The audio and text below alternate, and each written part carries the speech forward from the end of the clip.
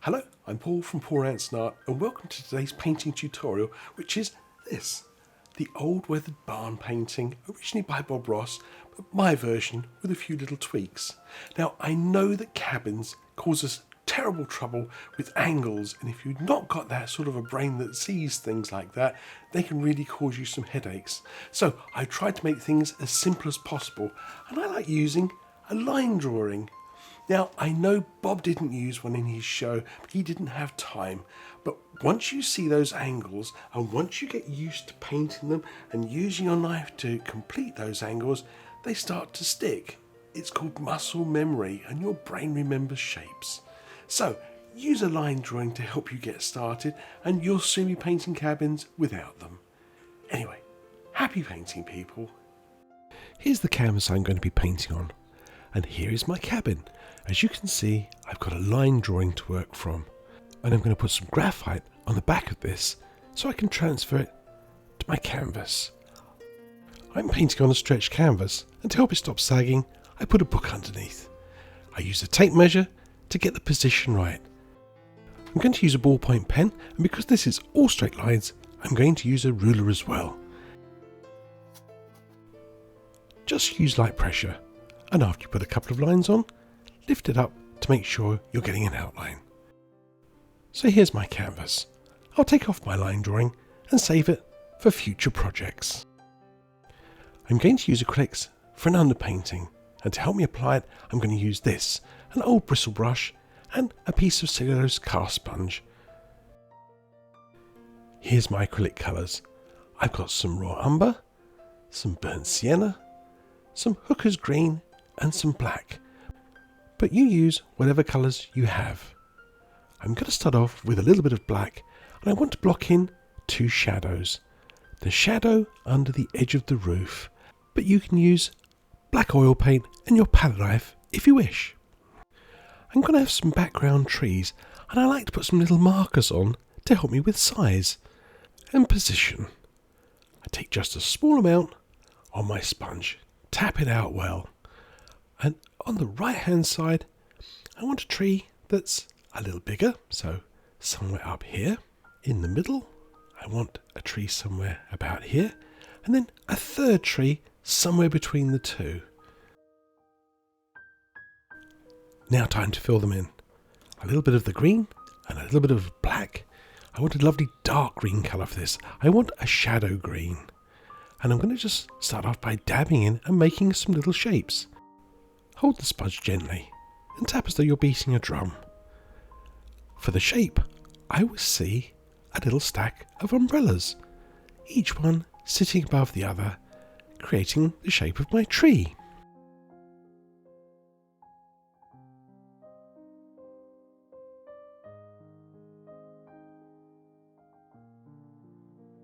Now I've got the centre line in, I'll grow it a little wider and a little darker, but again, I still see a stack of umbrellas.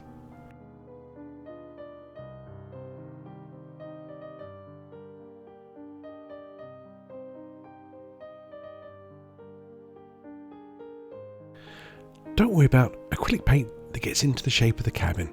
As long as you can see most of the outline, that's all you need. So I tap right up close to the edge, and for edges that are tricky, I use my brush to get in, just to sneak into some of those little gaps. I want to add some soft background foliage, and I tap off some of the excess paint on my sponge because it gets clogged. And here and there, I'm going to put in some very, very light looking foliage. This fills out our background. It makes us look as though we're deep in a forest.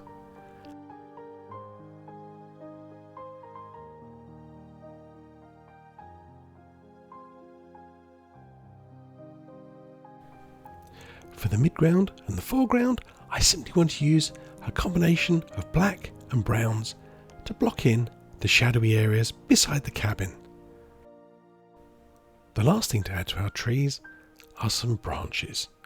I've got my liner brush and some thinned down browns, and I'm going to be putting in just a few sticks and twigs. Get used to holding your brush right at the very end so you can paint with just the tip of the brush and use your fingers to wiggle and jiggle. I'll get my pinky out of the way in a moment so you can see what I'm actually doing. There, that's better. Add lots of little details, sticks and twigs and supporting branches for the trees. Thin down the paint well for those distant trees. We don't want those trunks looking too strong. Leave your painting to dry completely before moving on to painting with oils. And the first thing I'm going to apply is some of this Bob Ross liquid clear oil paint. I keep mine in one of these little airtight pots. I'm going to be using a couple of 1-inch Bob Ross landscape brushes. This one is nice and new, the other one a little more worn down. That's for my liquid clear. I'll also be using a fan brush, a liner brush, and of course a Bob Ross palette knife. Using that old brush, take a little bit of the liquid clear and distribute it around your canvas a little bit to start with. Put a few dabs here and there just so you don't end up with it all in one spot, and really scrub it in well. Hang on to your canvas and start that scrubbing process. The idea is to have a thin, even coat. Put a little bit on the cabin as well, but not too much. It wants to feel just slightly oily, and this wants to feel, well, just a bit dry.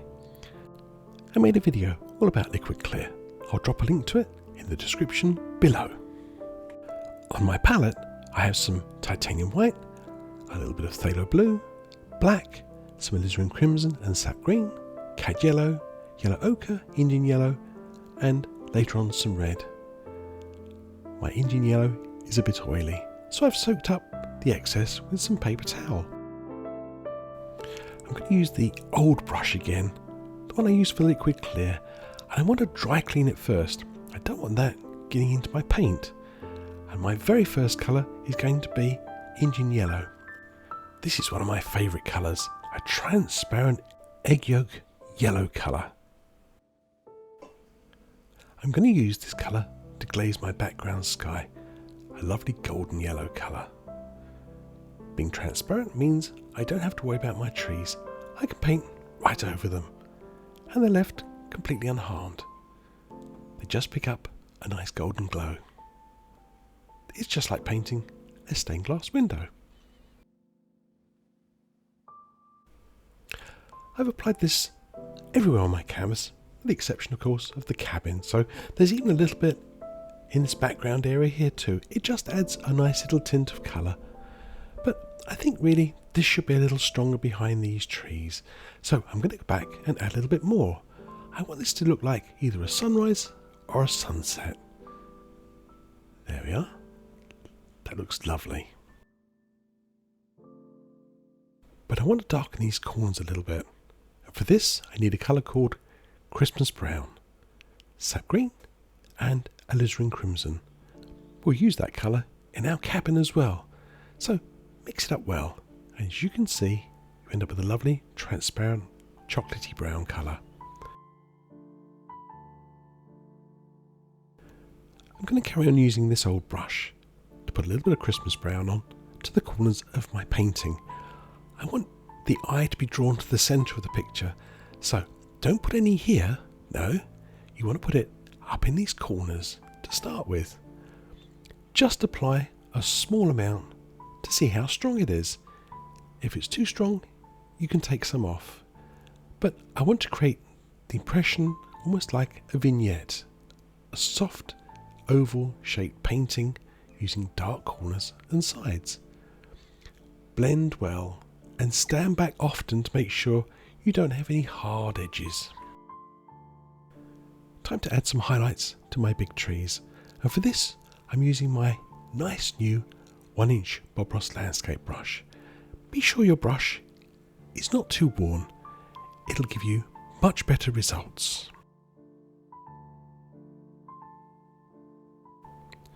I've pulled my yellows and greens out so you can see what I'm doing.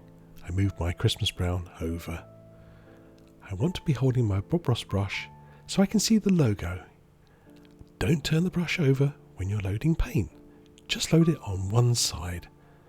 Pull the paints into each other so you've got a nice variety of greens and yellows. Now, holding the brush the same way, start pushing up into those yellows and greens. You want to create a little line of paint on the palette, and of course you'll have the same little line on the end of the brush. Here's a close-up for you. As you can see, a nice little bead of paint right on the tips of the brush. Hold the brush with the logo showing and use the left-hand corner for this tree on this side and switch corners for the tree on the opposite side. Angle the brush over. I'm using a bright green highlight, and as the paint runs out, I'll do areas of the tree that are a little bit more in shadow. So highlight on the edge first and then let the paint run out. Then reload with a darker green colour for the shadow areas.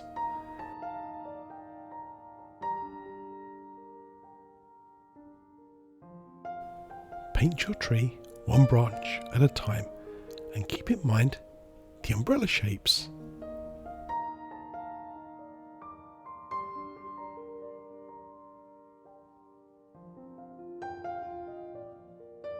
Here's a nice umbrella branch for me to highlight next. If you enjoy my tutorials and you want to support my channel, don't forget, like, subscribe and leave a comment. And share my channel amongst your friends and family through social media. Every little bit helps. Thank you. Towards the bottom of the tree, I let my colour run out a bit more. I want a bit more shadow down there, so I can paint some bushes. Time for the other tree, don't forget.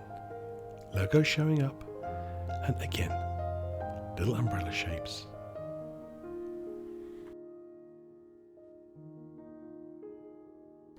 If your brush stops giving you those nice leafy shapes, then stop and give it a dry clean.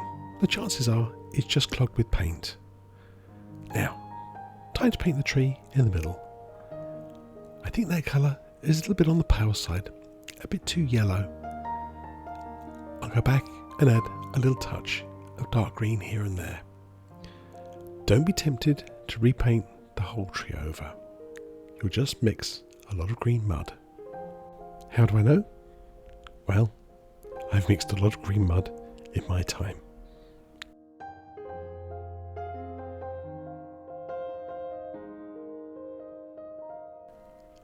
I'm going to carry on adding bushes now. Change colours. This is a little bit more yellow ochre. This is a bit more lime green. And occasionally you might want to put in a little orangey bush. This is a mixture of bright red and Indian yellow.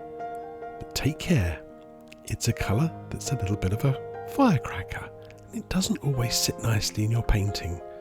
Let's see how I get on putting one here. Gently does it. Doesn't look too bad so far. Yes, I think I like that. One on the other side. They all look lovely. But what's this? Ooh, that's too bright. It's a real firecracker, like an explosion. No, it just doesn't fit very well with the rest. I'm going to have to take it off. So, pick up my palette knife and scrape off the worst of it. Then you can use a baby wipe to rub it out completely. And start over. Still quite bright, but I think I'm going to get away with it this time. This is one of the advantages of using acrylic for an underpainting.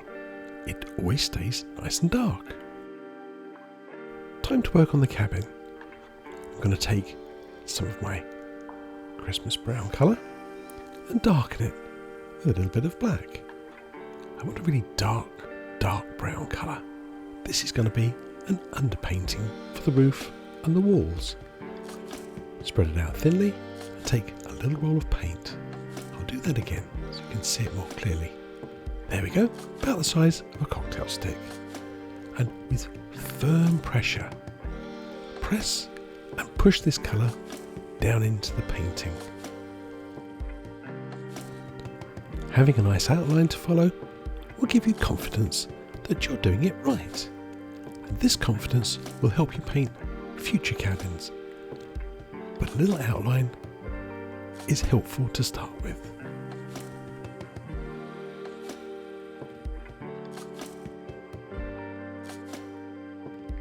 I think my old barn has a rusty red roof. I'm going to get a little bit of this nice orangey colour we used on the bushes. Just a small roll, and I could paint this that way or that way. I'll go across today. Just touch, touch, touch, touch, and leave a little imprint of the knife. Keep in mind, this is an old barn, so have a few hits and misses here and there. It doesn't have to be perfect. And I'll add some little bits of green highlight later on.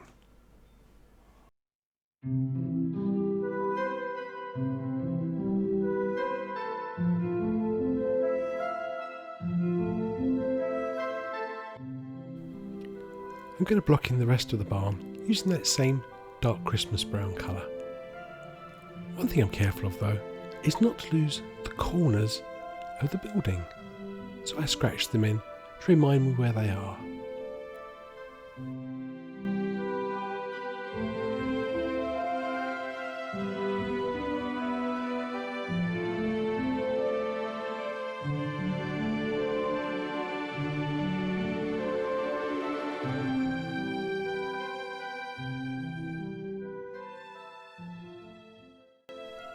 I want to create the illusion of some old weathered planks for the front of my barn. And for this, I'm going to make a new colour. This is some of the original Christmas brown colour, little dab of some off-white, maybe a little bit of yellow ochre. And I'm going to marble mix these. That means they're only partially mixed. I'm going to use a very small roll of paint, just a tiny bit. And just up under that shadow, I'm going to touch and drag down. Very light pressure, you want the paint to break and leave a nice marbly wood effect. But you can play with this and try as many times as you like. If you don't like it, you can always scrape it off and add some more dark Christmas brown back. This way, you'll learn how much pressure to apply to get the paint to break.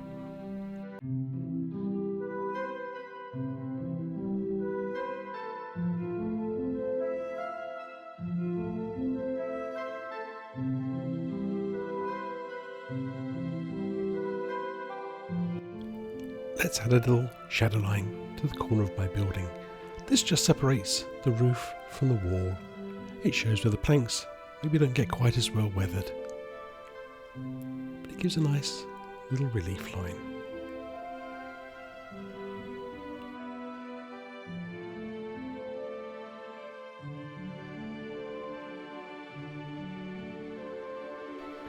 My old barn needs a door. It's going to go here. And I'm going to use my palette knife with firm pressure just to scrape off some of that marble paint. And I'm going to replace it with some dark chocolate brown colour.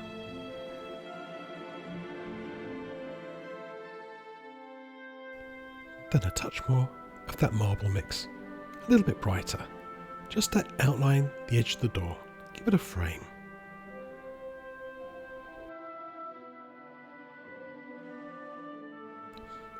I'll also add a little contrasting line down the front edge of the roof. It's a small touch, but it really makes your roof pop and separate from the side of the building. Pay careful attention to these little details. It makes such a difference. Now just a touch of the dark chocolate brown colour, and I'll touch here and there to put the indication of a few boards and planks.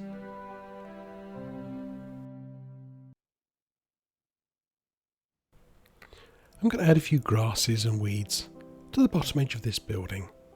I'm going to take a little bit of the yellow ochre, a little bit of sap green, give it a little push, and just along this edge, just dab and touch, create a few little bits of vegetation, maybe even a little bit of ivy.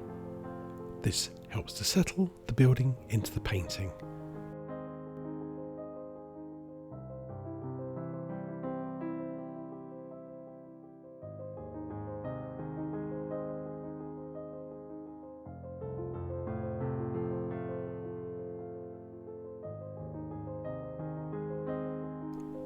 And I'll add that little bit of moss to my roof.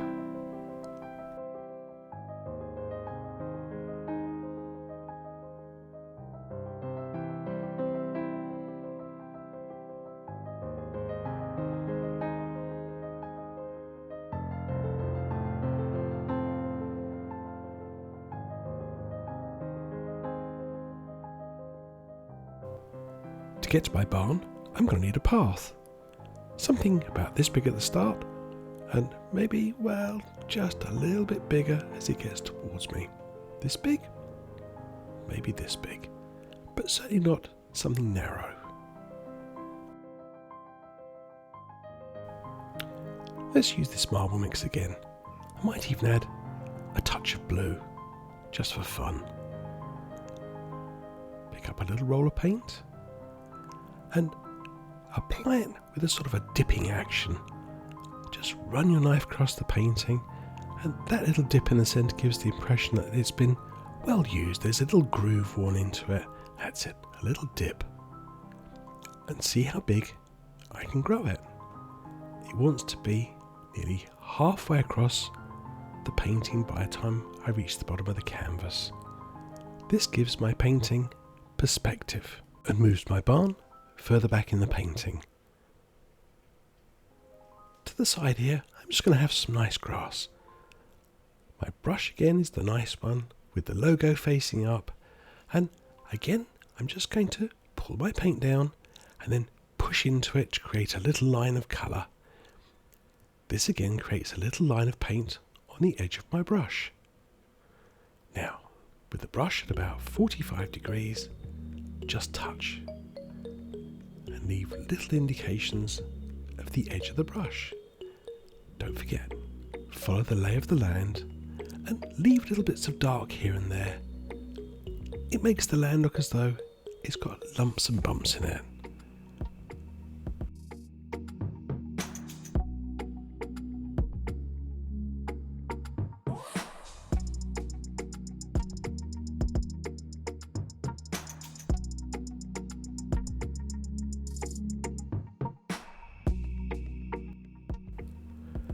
Add a few little weeds along the edge with my fan brush.